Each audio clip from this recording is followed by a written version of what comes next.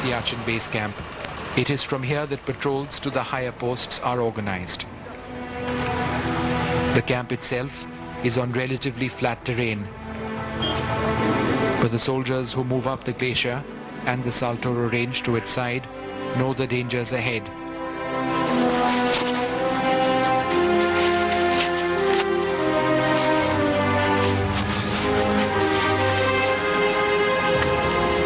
Crevices on the glacier's floor of ice are certain death, as are avalanches, an unexpected but constant threat.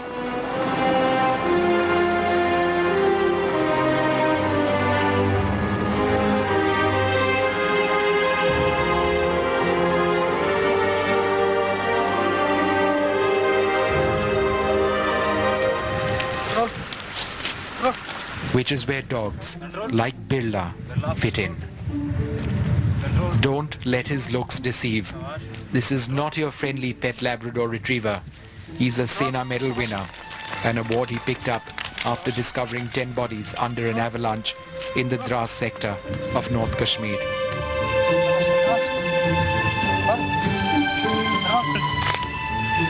Next. And this is his buddy, 4-year-old Babu, another decorated dog in the army, the winner of the Chief of Army Staff's commendation card, which he received after detecting 2 bodies under an avalanche, also in Dras. Over here on the Siachen front, the soldiers know that if they are trapped under an avalanche, Birla and Babu are the difference between life and death. ये avalanche rescue dog है, बहुत बढ़िया काम करता है. जहाँ पे avalanche के अंदर में कोई भी casualty होता है, वहाँ पे हम डॉग को इम्प्लाई करते हैं. इम्प्लाई करने के बाद हमारा डॉग जो है उस जगह पे इंडिकेशन खुदाई करके करता है. फिर हम रेस्क्यू पार्टी को बुलाते हैं. But the glacier is unrelenting. Dog teams can only reach so far. In the upper reaches, the men are on their own. Avalanche rescues are difficult to organize and take time to be in position. At these altitudes, every second is a lifetime for soldiers who are trapped. In fact, according to some estimates, of the more than 2,000 Indian soldiers who've been killed here, almost all have died because of the extreme conditions. The roots of the Siachen conflict lies in the map of North Ladakh being non-demarcated beyond a point called NJ 9842. The 1949 Karachi Agreement and the 1972 Simla Agreement presumed that it was simply not possible for any human habitation to survive north of this point. Before 1984, neither India nor Pakistan had any permanent presence in the area. In the 70s and early 80s, Pakistan allowed several mountaineering expeditions into the area, a move India saw as Islamabad reinforcing its claim to the zone. Pakistan claims the line of control at NJ 9842 extends eastwards to the Karakoram Pass. India says it goes northwards. On the 13th of April 1984, the Indian Army and the Indian Air Force went into the glacier after India launched Operation Meghdoot. Pakistan quickly moved in with its own troop deployment in the area. The Indian Army presently controls the Siachen Glacier and has the tactical high ground along the Saltoro range to the west of the glacier. India controls the Bilafon-La Pass, the Sia-La Pass, the Gyeongla Pass, and has positions stretching all the way to Indrakol in the north. In 78, while we were planning this expedition, 2 Germans had come, were drafted down with me in Indus in 75, and they wanted to go to Siachen Glacier. They asked the government did not allow them because it's a very sensitive area. So I was quite surprised when I went in 78, I found these 3 guys there. They got permission from the Pakistani side and they were camping there. And also when 78 expedition, I found a lot of material which was left by foreign expeditions. There was a bucket also with the marking of Pakistan, made in Pakistan. There are German cheese stains. There was, of course, there was a ski stick from Switzerland. There was many other Japanese articles were there. And I brought those articles and gave it to the army headquarters. And it was confirmed that they are sending expeditions into that area. In 81, I was about to go to the army. I had 6 months left of my annual leave, my leave pending retirement and furlough which we get. And I thought that I must go right to the top of Siachen Glacier.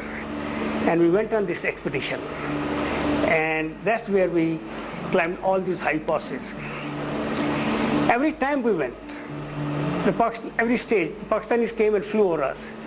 And just to perhaps to tease us or make aware that they are aware of our activities, they left a smoked, colored smoke there.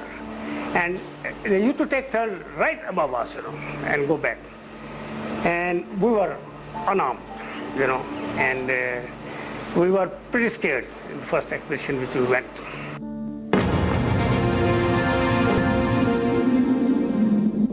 The present deployment of troops in the area effectively means that Pakistan cannot gain ground eastwards and Indian soldiers deployed on the heights cannot come down.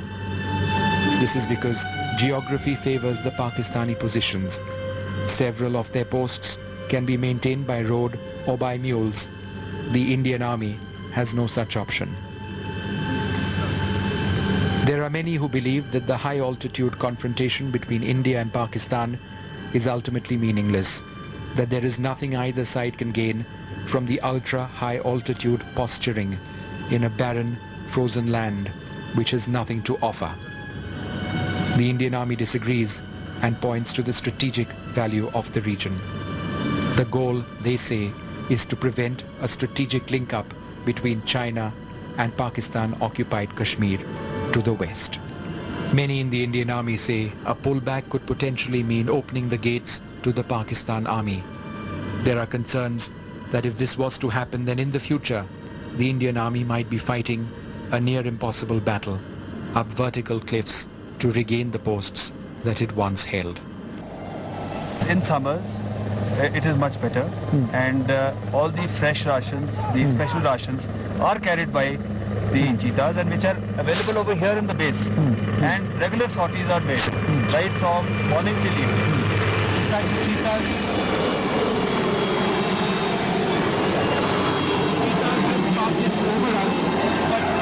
casualty evacuation also a very crucial aspect of what the Indian Army does.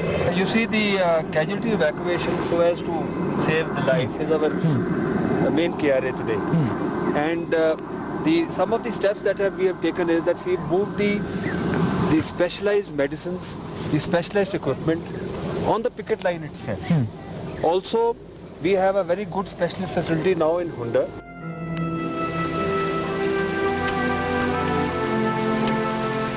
For more than a year, the guns have fallen silent on the Siachen front.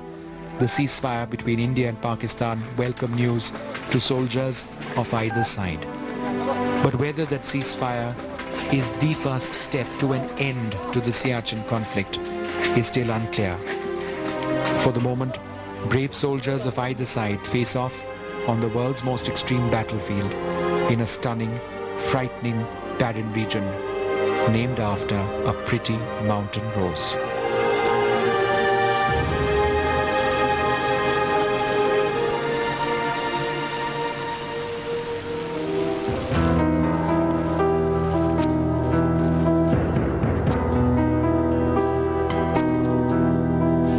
सारे जहां से अच्छा हिंदुस्तां हमारा हमारा, सारे जहां से अच्छा हिंदुस्तां हमारा हमारा, सारे जहां से अच्छा।